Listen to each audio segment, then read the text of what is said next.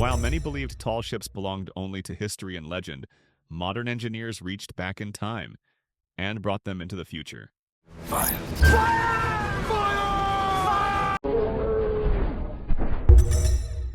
Wind-assisted propulsion ships use modern sails, wings, kites, or rotors to capture wind and reduce engine load, cutting fuel use by 5 to 25% on real routes.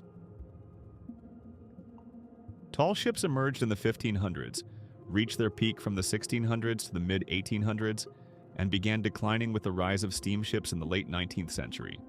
Automated controls and easy retrofitting make them one of the most practical decarbonization tools in shipping, offering cleaner propulsion with minimal crew changes. Wind Hunter, developed by MOL, combines wind power with onboard hydrogen production. Its rigid sails generate thrust, and excess wind energy produces hydrogen from seawater for storage, and later use in fuel cell propulsion when winds are low.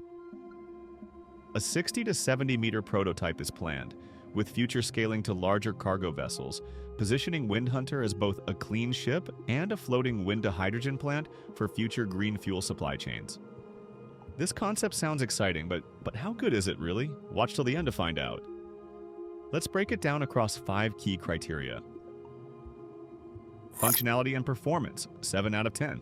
Wind-assisted propulsion systems work reliably and offer measurable fuel savings, but full wind-powered autonomy is still limited by weather variability and system complexity. With additional subsystems like underwater electric propulsion units, it remains uncertain how much of the expected benefit will be consistently realized across different routes. 2. Safety, risk, and resilience, 6 out of 10. Mechanical sails, hydrogen production, and onboard storage introduce new risks, but strong maritime engineering standards and redundant design help mitigate major concerns. Even so, higher system complexity can reduce overall resilience until long-term reliability is proven in commercial operations. 3. Cost, sustainability, and resource use, 10 out of 10.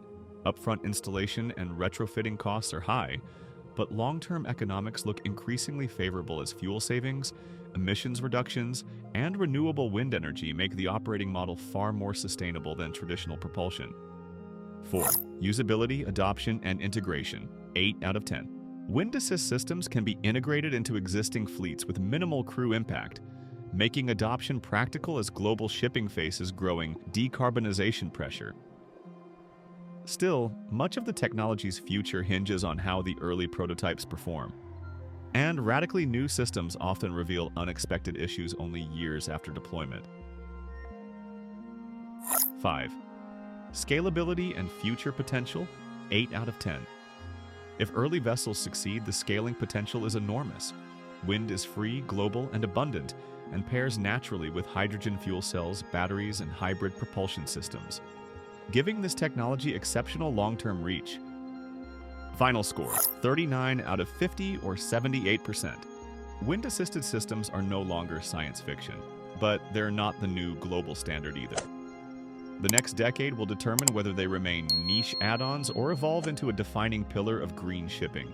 And with growing momentum, rising investment, and mounting environmental pressure, the industry is clearly bracing for a major shift.